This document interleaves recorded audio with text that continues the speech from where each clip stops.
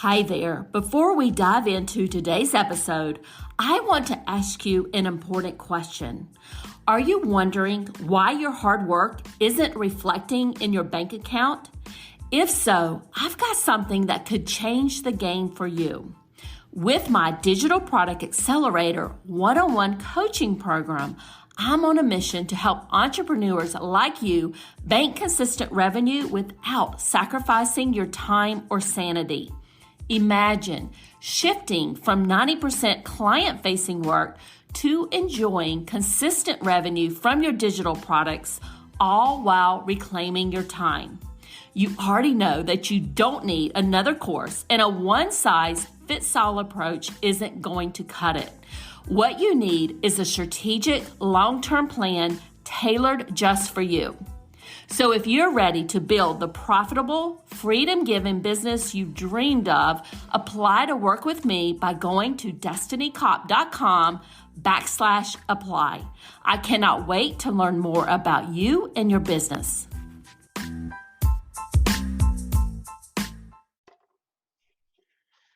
Welcome to the Course Creators MBA podcast. I'm your host, Destiny Cop, and in this podcast, we're covering actionable tips to grow your online course business. And I have a special guest with me today. I have Eden Freed. Eden is the digital product lady. After bailing on her plan to attend law school back in 2016, Eden decided to try her hand at entrepreneurship instead. Since then, she has mastered the art of making a full-time income with digital products. Also, she is the host of the Rebel Boss Ladies podcast and founder of Rebel Boss University, a membership community where she teaches rebels how to create and launch a digital product within 90 days. When Eden's not at work, she can be found at the gym throwing around some moderately heavy weights or rewatching an episode of Friends or How I Met Your Mother for the millionth time. And Eden, I have a really fun fact for you. All right. When I was in my 20s, I won from a radio show a trip out to LA to see a live taping of Friends. Oh, you're kidding. That would be my dream come true. So it was the episode that Charlie Sheen was a guest on. So he appeared as a guest in the one where Phoebe got the chicken pox. And I'm sure you remember that. Oh, yes. I know that one. Well, I know them all. Yeah, I mean, it was a great one. It was so awesome to be there live and just see how they film those TV shows, right there with the live audience. It was awesome. Super cool. So, Eden, why don't you tell us a little bit about you, your journey? I definitely want to understand why you decided not to attend law school and go into entrepreneurship. That was a huge decision on your part. So tell us all about your journey and how you got to where you are today. Absolutely. I'd love to. First of all, thank you so much for having me on the podcast. I'm really excited about our conversation today. So my story, like you were reading in the bio, is a little bit unique. I never really planned to start a business. In fact, I didn't know that I had it in me. I kind of felt like entrepreneurship was something that other people did, and I didn't have those genes. But back up a few years and I was in a full-time job, not really happy. I didn't really know where my life was headed, but I knew that at that point I wasn't really enjoying myself. So I decided, you know what, why not go to grad school? Why not go to law school? And, that's what people do, right? Like they either graduate college and get a job that they love or they tolerate, or if they don't like it, they go back to school so that they can try it again and find something else that's better suited for them. So I kind of went with what society tells you you're supposed to do. But right before law school was about to start, I had already gotten in and paid my seat deposit. Everything was all set, squared away, ready to go. I decided at the last minute not to go and to start a business instead. And I think that was due in large part to some influence of my family. A lot of people's family kind of they support going back to school and they support that extra degree. My family is full of entrepreneurs and they were really encouraging me to avoid taking that $250,000 of debt and just try my hand at entrepreneurship, because what do you have to lose? Lots of people say starting a business is really risky, but isn't it equally as risky, if not more risky, to take out $250,000 in debt to go to grad school, to get a job afterwards that you may or may not be able to pay off that debt, or that you may or may not enjoy? So with that in mind, I decided to start a business online for at least a year to see how it went. And needless to say, I never went back to law school, and I've been doing the business thing ever since. So that's the short version of my story these last few years.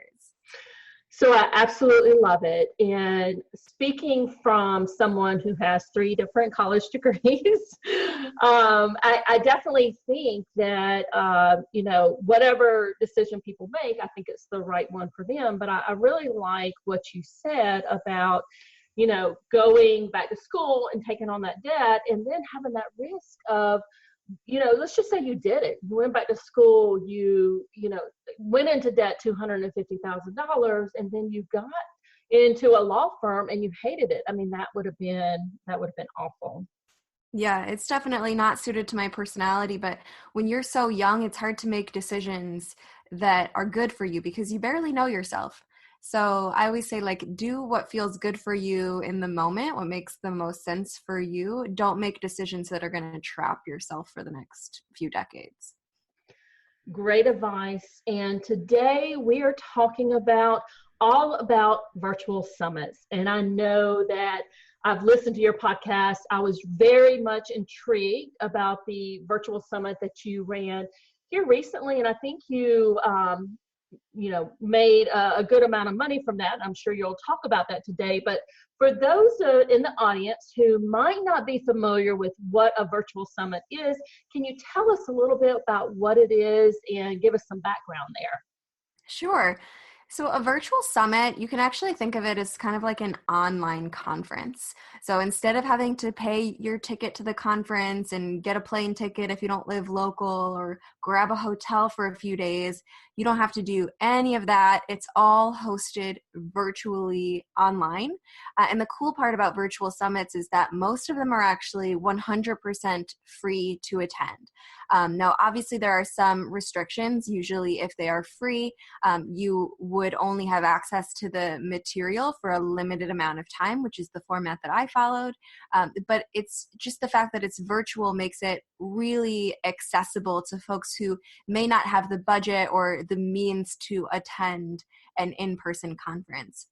And you can host a virtual summit no matter what niche you're in, no matter who your audience consists of. I've seen virtual summits done in a wide variety of spaces, which is actually really, really cool to see. But yeah, they're kind of like this super accessible conference that you get to attend for free online in the comfort of your own home. And what I like about that, and to me, the biggest draw of them is that they're accessible, because at my point in life, I'm busy with my kids at home, driving them here and there, and all the sports activities, and they're in school. And I mean, for me to drop everything I'm doing, also with my business, and fly out somewhere to attend an in-person event, it's not something I can do very often. So that's what I really like about them. So can you tell everybody why is running a virtual summit beneficial for your business? That's a great question.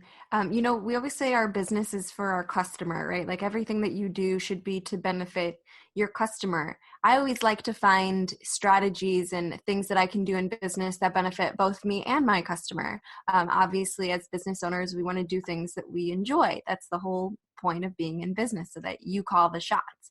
You create a business that you love to show up to every single day. So the virtual summit is both beneficial for you as the host and also for your attendees. Now, the cool part about running a virtual summit is that you're actually working with a lot of people for one event. So at a virtual summit, it's not just you who's speaking, it's all of the speakers that you invite. So my virtual summit had 28 speakers at it. And all of those 28 speakers brought their own audience to the summit, which meant that it wasn't just my audience showing up, it was everyone's audience coming together. which meant that it was really great for me from the host perspective to grow my audience that way. So in the span of 3 days, my list grew by over 3,000 people who attended that virtual summit. And that was my very, very first virtual summit. So for any folks listening who think you need to have a lot of experience to do something like this, that's absolutely not true. My very first virtual summit brought over 3,000 attendees. So in addition to having that big new audience, which is a major benefit because obviously they're buying things during the summit, but you can also sell to them after the summit now that they're on your list. The other big benefit is that you're working with those speakers, and those speakers might be people that you've never really had a chance to work with in the past. So while you're hosting the summit, you're building relationships with those new speakers. For me, the benefits of building those relationships with speakers are really still coming to fruition months after the summit is already finished. I've been on multiple podcasts since then. I've planned multiple JV webinars since then. I've just made lots of friends, which is always really important in the online marketing space. When you're working by yourself, it can get a little bit lonely. So having those friends is absolutely crucial. So growing your list, making those connections, and then obviously making a profit is a big benefit as well. And I know we'll talk about that in just a minute about how a virtual summit actually makes money, but my summit made over $16,000. And again, that was my first time hosting it. Hey there, Destiny here, and I'm the host of the Creators MBA podcast. And this episode is brought to you by HelloContent.shop, your go-to destination for content creation in your online digital product business. I understand how busy you are as an online business owner. I am right there with you. And that is why I have filled our Hello Content Shopify store with low-cost digital products that you can use as a lead magnet or part of your paid programs like your online courses or memberships. We also have marketing templates like email swipe files and social media templates designed to save you time and money. So whether you're looking to streamline your content strategy, enhance your digital products, or just save some precious time, I've got you covered, my friend. Now visit the HelloContent.shop today and take the first step towards effortless content creation. So yes, and we are definitely going to dig into the numbers because I want everybody to hear what you did and what you accomplished there. And building your list. I mean, I can't even and I own a Facebook ads agency. I mean, building your list with 3,000 attendees would, if you were going to do that with list building ads, that's a chunk of change. So it's amazing that you were able to do that just through hosting a virtual summit. But what's I loved about what you just said, because this is very important to me, was the making connections and the building relationships. And you almost can't place a value on that. Oh yeah, absolutely. You can only go so far alone, but you go much farther when you're working with other people. Absolutely. So tell me, let's dig into the numbers. So how does a virtual summit make money? And we want to know all about your experience and how you made your $16,000. All right, now we're getting into the good stuff, right? Yes. Okay. Everybody take notes here. Yes. So virtual summits can make money in a number of different ways, and there's really no right or wrong way to do it here.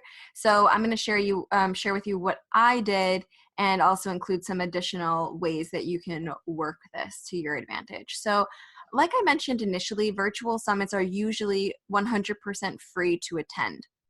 So for me, my virtual summit was free to attendees, and there were 3 days of the summit. The next time I'm hosting it, there will be 4 days of the summit. But basically, during one day of the summit, or every day of the summit, there were about 8 speakers.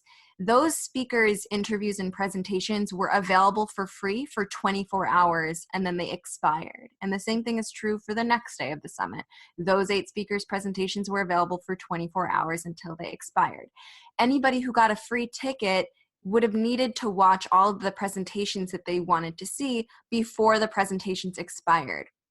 If they wanted to have access to the presentations for life, meaning no expiration, they can watch it today, tomorrow, next week, next month, next year, then they would need to upgrade to what's called an all access pass. The all access pass is how the virtual summit makes money.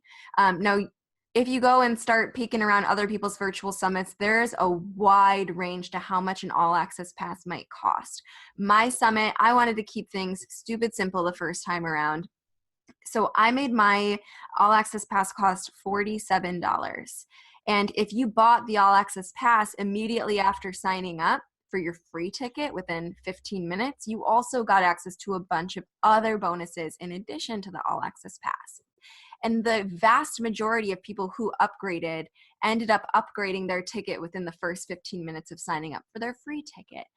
We had over 200 some people actually upgrade their ticket to the All Access Pass, and I believe the All Access Pass generated over $10,000 for the virtual summit, which is pretty remarkable, especially for a first-time summit host.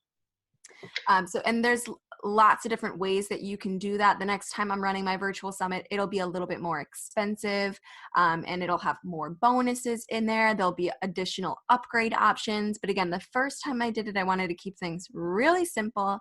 And now that I know what I'm doing, I'm going to be able to make them a little bit more complicated with success the next time around. I've seen summit hosts sell their all access passes for over $70. I've seen them sell it for over $97, $147. But in most cases, summit hosts will increase the price of the all access pass throughout. So during the pre-promo period, meaning before the virtual summit actually starts, it would be like a pre-sale ticket at the door. It would cost a little bit more. After the summit is over, it would cost even more. And usually that's what I did, and most of the time summit hosts will use that tiered approach to constantly increase the price, which also adds in a bunch of urgency to get people more apt to make that purchase. Now, some other ways that you can make money for or from your summit. You can actually have people, and now I did not do this, but it's something to consider, and I was given the opportunity to do this. I just said no. But you can have representatives from different companies come and do a presentation for you during the summit that teaches a specific topic, but also promotes a product. So usually these would be representatives from software companies, for example. I had like Webinar Jam. They wanted to do a presentation at my summit. And so basically they wouldn't promote the summit to their audience, but what they would do is they would teach about webinars and then promote their webinar software with a unique deal that's only available to summit attendees, and they would do so using my affiliate link, meaning anytime somebody purchased Webinar Jam through the summit, then I would make a commission. So that's definitely an option for you guys to consider if you're interested in doing something like that. Now for me, I said no to all those opportunities at the beginning because virtual summits are successful because the speakers bring in their audience. And the more spots you give to companies who aren't going to promote, the less successful your summit will be from a list building standpoint. So I was very, very cautious with who I gave my speaker spots to because I wanted to make sure this was beneficial to my speakers in addition to my audience, in addition to me. And the more that I would give away spots to companies, the less successful it would be for all of us all around. So I think it's really important to just have a healthy balance there. There's nothing wrong with offering a few spots, but just definitely not all of the spots. The next way that you can make money with a virtual summit is with sponsors. And again, I definitely recommend balance here. I did have sponsors for my first virtual summit. I had 3 different sponsors, and they were kind of all at different levels of sponsorships. And I really enjoyed working with sponsors. It was my first time doing so it was a huge learning opportunity for me. And it was also a huge way to make money. So my summit made over $6,000 from sponsorships the first time around, which obviously made the summit, it basically covered all of my expenses. So right off the bat, I knew that the summit would make a profit because I had sponsors on board. That being said, even though there's lots of benefits to working with sponsors, the downside to working with sponsors is that you really need to cater your approach to make sure they're getting the return on investment, the ROI that they need in order to get value out of the experience. And that was a lot of pressure for me. Not to say that I didn't enjoy doing it, because again, I love learning new things and trying new things. But this time around, I think I'm going to avoid working with some of the big shot sponsors out there, because I really want to make sure that I'm getting the most value out of it, that I'm focused on my ROI as a company, in addition to giving a really beneficial experience to my speakers and my attendees. So again, there's really nothing wrong with doing it. There's a lot of benefits to doing it. You just kind of have to weigh the costs and benefits from your own perspective to see what's right, what works for you. So yeah, so I would say those are the three main ways to make money from your virtual summit. Then the next way to do it is to use your summit as a lead magnet. Usually when we think lead magnets, we think little workbooks, ebooks, maybe a little mini course or something like that. But really anything that brings in email subscribers is considered a lead magnet. So in a sense, a virtual summit is a lead magnet, and it's a pretty good one. It obviously takes a lot of work to launch and maintain. I spent countless hours working on the virtual summit, but it brought in over 3,000 subscribers. Those are leads, which means on the back end of the virtual summit, at the end of the virtual summit, I was able to host a launch for my membership site and get new members into that program. And I was able to upsell some of those folks to coaching.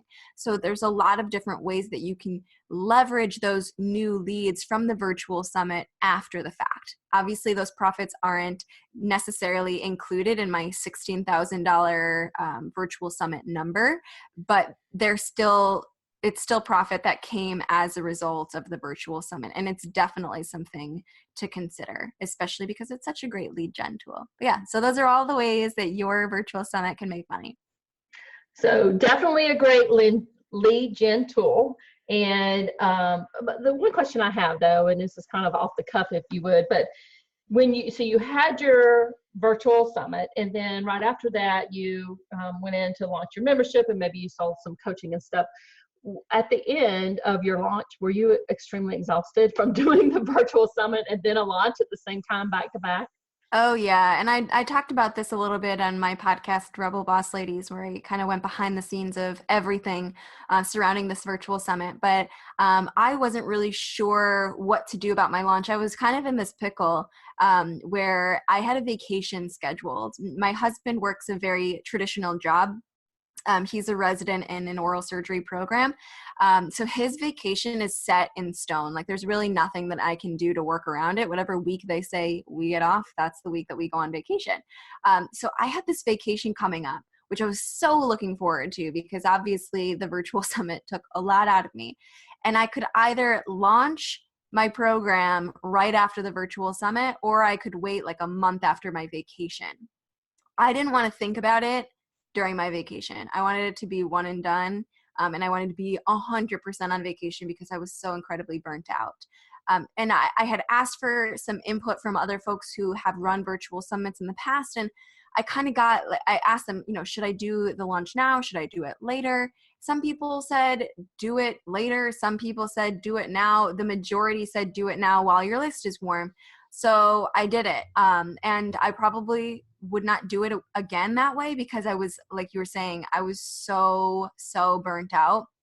And the problem, the reason I was so burnt out was because I was doing the virtual summit 100% independently. I hadn't really hired a team to support me with this. I have people working under me for different aspects of my business, but I found it hard to delegate tasks for the virtual summit when it was all so new to me and I was kind of figuring out how to do things on my own. I'm sure some of you guys listening can relate to that. It's hard to delegate when you don't know what you're doing. So this time around, I have a team of people supporting me for the virtual summit. So I could realistically launch right after it and not be completely burnt out, but I'll probably wait a little while because when you're launching a virtual summit as an info product, launching an info product right after the virtual summit is exhausting for your list as well. They have so much information already. Why do they want even more information? So, my plan is to really use the virtual summit in the future as a lead gen tool that is kind of like the pre-seeding for my launch that would probably take place about 3 to 4 weeks after the fact. I definitely see the pros and cons there. There's no doubt about it. A few minutes ago, you talked about there's a lot of different niches that you could, host a virtual summit in. Can you tell us a little bit about why might a course creator want to host a virtual summit? Yeah, that's a great question. As course creators, you really need to be growing your business at all times.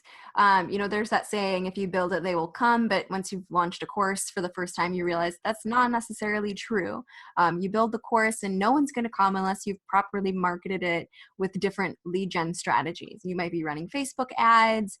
You might be hosting webinars, whatever it is that you're doing. You have to have people lining up to get on your email list so that you can actually sell them your online course.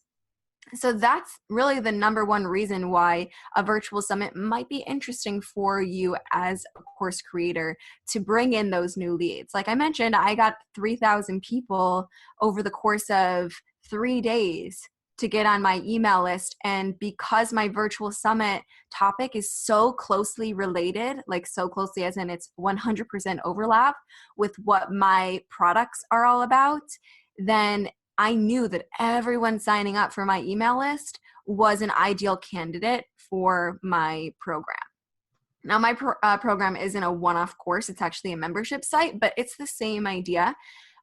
So the big picture here for you guys, if you're thinking about whether or not hosting a virtual summit is useful for you, pick a topic for your virtual summit that's like 98% overlap with what your course is actually all about. So you need to create the sort of summit that is going to attract your ideal customers. That's going to be easier for some folks and more difficult for others. It really just depends on what your niche is. But I've seen lots and lots of course creators host virtual summits and immediately upsell them into their courses. Excellent tip. So you've talked about how much money you've made and a lot of the tips that you have for us. Can you tell us about some of the struggles that you have experienced with hosting a virtual summit, and maybe even some mistakes that we need to avoid if we're thinking about this? Oh yeah, I'd love to. I'm all about transparency, and I think it's really important, if I'm going to talk to you about how great something is, to also share some of the difficulties that kind of happen behind the scenes. So I started to mention this a little bit earlier, but I was doing this 100% independently. And just to kind of give you an idea of what that actually means, when you attend an event like this, usually they feel pretty flawless. They look really great. And I got a lot of feedback that my summit looked extremely professional, like very well done. And I don't take that lightly, because only I know how much work went in behind the scenes. There was so much that went in. I was up for basically weeks on end working, 12 to 18 hours, making sure that everything was perfect. And, I was trying to make sure things were perfect, but between you and me, it was 100% not perfect. It was definitely an imperfect summit, but I just worked really hard to make it as perfect as possible. So that was a big struggle for me, like I mentioned earlier, was just working independently. And to that end, I had to manage a lot of different stuff independently. So I was managing 28 speakers. Every one of those speakers needed to turn in presentations. They needed to turn in their headshots. They needed to turn in their bios. They needed to share freebie links. I needed to edit all of their videos to include an intro and an outro. And I needed to pre-screen all of their videos to make sure that they were appropriate and that they fit what the expectations were of the summit, because obviously my reputation is on the line and I only want to give top quality content to my attendees. So I needed to screen all of that content. That's about 28 hours of content right there. So managing all of the speakers, making sure they all enrolled in the affiliate program was another thing, because speakers need to promote. And if they don't promote, the summit is nothing, right? They all have to bring their own audiences in order for us to have any audience at all. So I needed to create the affiliate program, and I needed to give the speakers everything that they needed to promote, which meant for about 4 weeks, I was writing their emails. I was sharing the social media graphics with them. By the way, those were all custom social media graphics specific to each speaker. I was sending them messages to say, hey, it's time to send another message to your email list. So there's a lot of stuff that goes on behind the scenes specifically related to managing all of those speakers and enabling them to be very successful, which obviously translates over to your success as the summit host. On the other side of that, months before I even started working with the speakers, I needed to set up technology. So I mentioned the affiliate program. I needed to set up a website. I needed to set up my email software. I needed to connect everything so that when somebody actually lands on the site and wants to sign up, that it would actually trigger them signing up and giving them a free ticket. And then if they upgraded to an all access pass, I needed them to remove them from the free ticket and give them access to that all access pass. So there's just so much technology stuff that goes into everything, in addition to all of the video editing. So I would say definitely the biggest struggle going in was I had no idea, like absolutely no concept, how big of an undertaking something like this really is. It's a full-time job. Going in it the next time around, I've done it already. So the systems are in place and I know where I screwed up pretty badly. So I'm able to anticipate those things and make sure that I'm very successful this time around. The biggest change that I've made is I have a virtual assistant now. So I basically do all of the pitching to my speakers. I invite all of the speakers to the summit. And then from there, I use Asana as a project management tool. My virtual assistant knows what speakers have confirmed, and then she takes the wheel and sends them next steps and manages everything. So if someone's missing something, she hunts them down for that. Once they turn in all of their information, she puts it on the website. So there's like a whole system of things that follow after someone confirms when they're a speaker, and she manages all of that so that I don't have to worry about it at all. And I can do the stuff that's actually going to make the summit a success, like managing the promo materials and all that good stuff.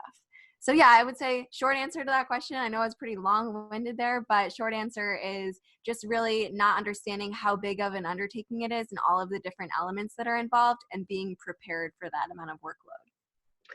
So what I'm hearing through all of that is that it's definitely a lot of work. You did a lot behind the scenes that from the outside looking in looked like it was all easy, but it was because you were, staying on top of things on the, kind of behind the scenes. So I guess my next question is, let's just say that we were thinking about launching a virtual summit. Let's just, throw out a date and say October. When would we need to start planning for it?